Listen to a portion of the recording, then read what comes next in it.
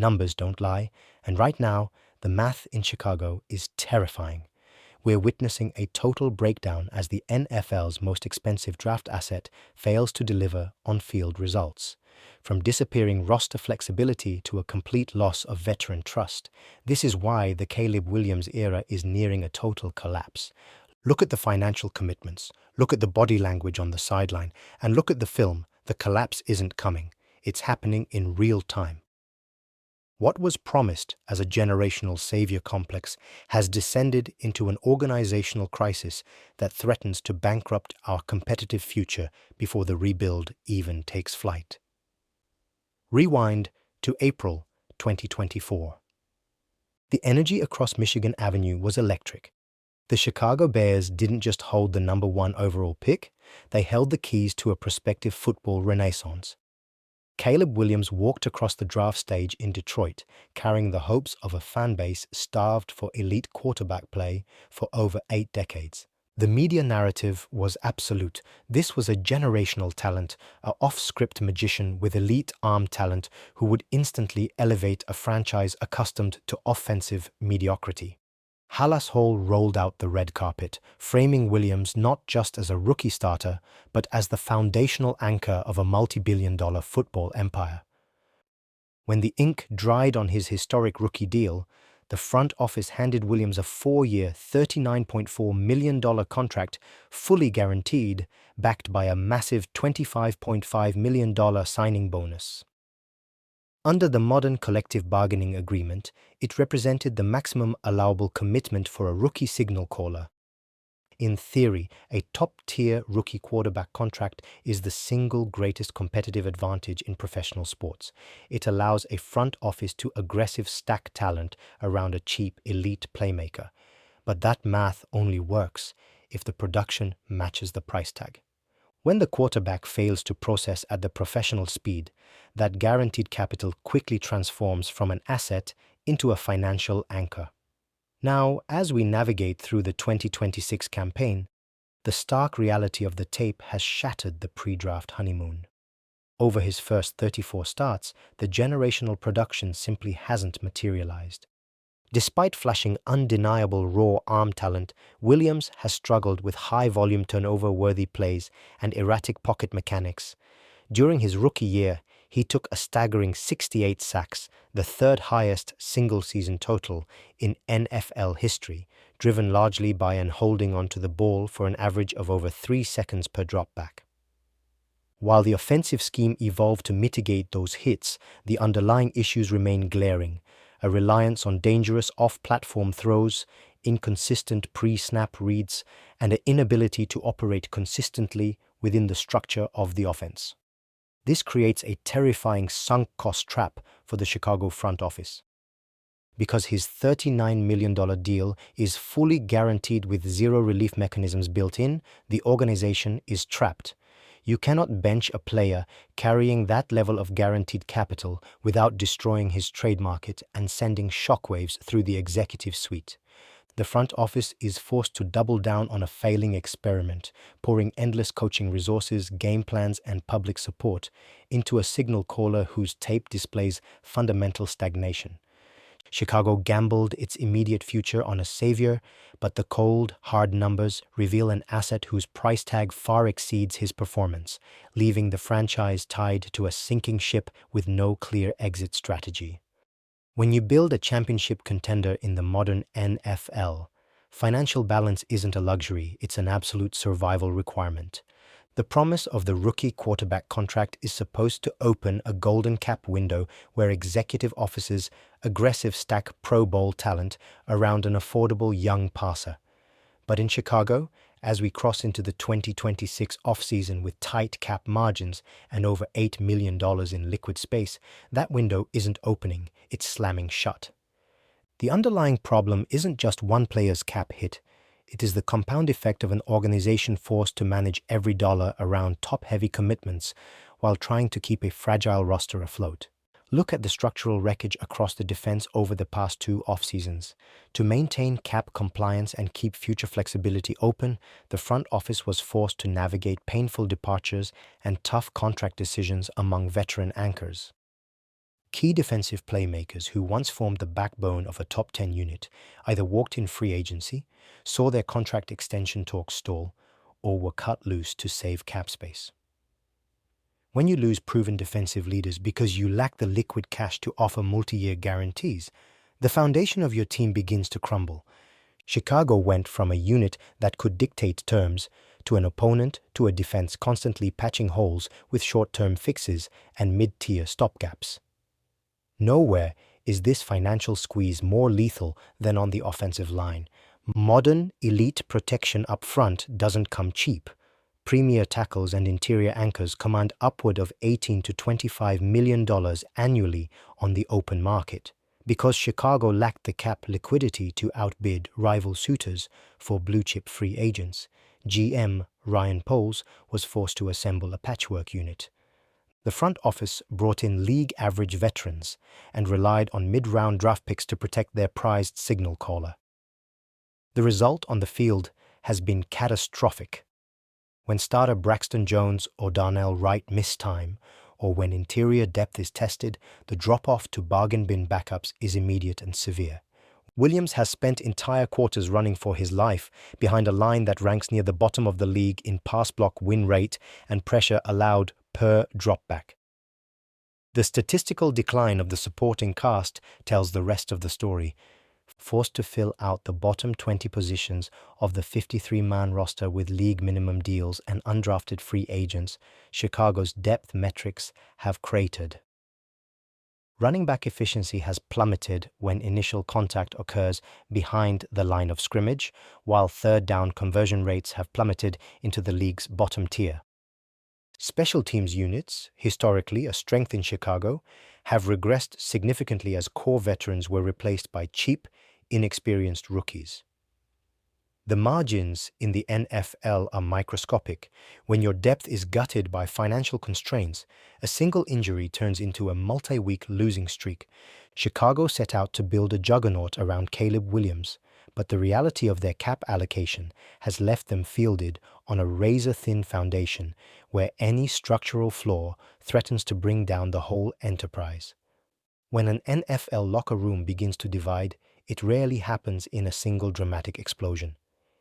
It is a slow, silent erosion of trust that starts with small whispers in the hallway and ends with a complete fracture on the field. In professional football, dynamic chemistry is held together by an unwritten contract. Every man bleeds, sacrifices, and grinds for the unified goal of winning on Sunday.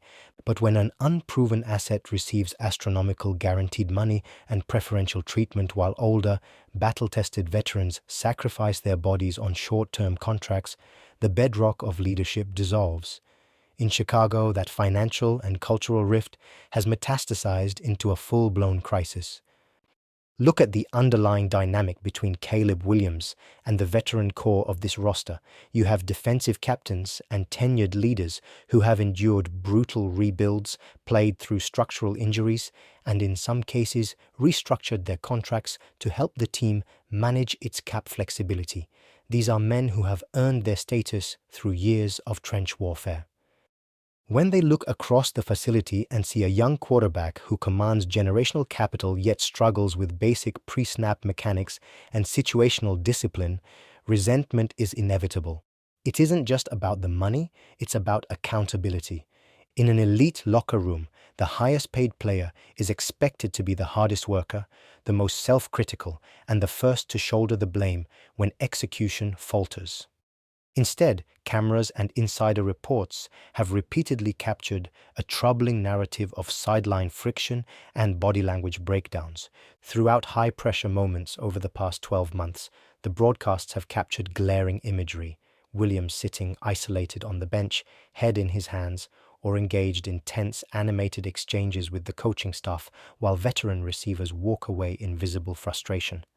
Former staffers and analysts have openly pointed to a lack of vocal accountability, noting that when drives stall out on simple missed reads or third down sacks, the demeanor on the sideline turns cold. The classic palms up frustration, where players look around for someone else to blame rather than owning the mistake, has become a recurring viral highlight for rival fan bases. This toxic atmosphere carries a haunting resonance for long-time Chicago football observers. The organization has walked this precise tightrope before during previous failed rebuild eras, where front office favoritism toward a highly touted savior created an insulated bubble around the quarterback. When a coaching staff is perceived as treading lightly around a young star, protecting his ego rather than holding him to the same strict standards as a practice squad backup, the rest of the 39 men on the active roster notice immediately. Communication breaks down in the huddle, route runners stop giving maximum effort on secondary reads, and the collective grit needed to win tight, late-game drives completely evaporates. The Chicago locker room isn't just dealing with a playbook problem, it is battling a crisis of belief where the human cost of a failed, top-heavy gamble is destroying the very culture required to build a champion. When you turn off the crowd noise, mute the studio analysts, and lock yourself in the film room, football becomes an exercise in cold, unyielding truth. The All-22 film doesn't care about draft status, social media highlights, or $80 million guarantees. It simply records execution under pressure. Right now, the film output in Chicago is telling a story that directly contradicts the front office's polished public narrative. We are watching a fundamental breakdown in operational structure where high-level offensive design collides with stagnant processing speed and panic-driven decision-making. The tape doesn't lie, and right now, the film shows an offense in total operational paralysis. The root of this development failure lies in the total disconnect between play design and quarterback execution. Modern NFL play callers design passing concepts around strict timing, rhythmic footwork, and precise sight adjustments against coverages. You take your three-step drop, hit your back foot, and the ball comes out to the first construct on time.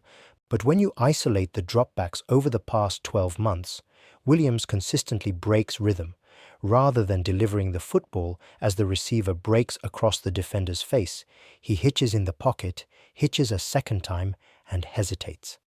That quarter-second delay transforms a clean 5-yard completion into a muddy pocket, forcing him to climb into passing lanes that no longer exist or scramble into closing edge pressure. Instead of adapting the system to simplify those pre-snap reads, the coaching staff has found itself trapped in an operational vice. If you pare down the offense to pure short-game screens and quick-game RPOs, you neuter the explosive downfield playmaking that made Williams the consensus top pick in the first place. But if you call true drop-back passing concepts that require sitting in the pocket and scanning from field side to boundary side, the play breaks down into chaos. The offensive line gets blamed for giving up pressures, but coaches across the league know the reality. A quarterback who refuses to throw on time makes every offensive line look unplayable. This hesitance directly feeds into a destructive trend of late-game hero ball.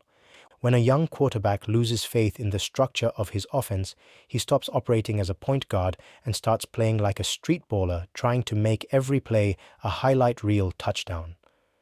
Look at the tape from Chicago's tight one-score losses over the last calendar year.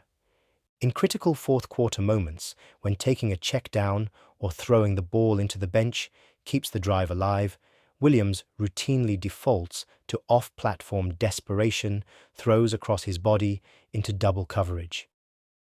These aren't bad luck interceptions. They are structural breakdowns driven by panic, costing the Bears 5 winnable games that swung their division standing. The ultimate tragedy of this ongoing experiment is the growing gulf between the front office's long-term vision and the game film.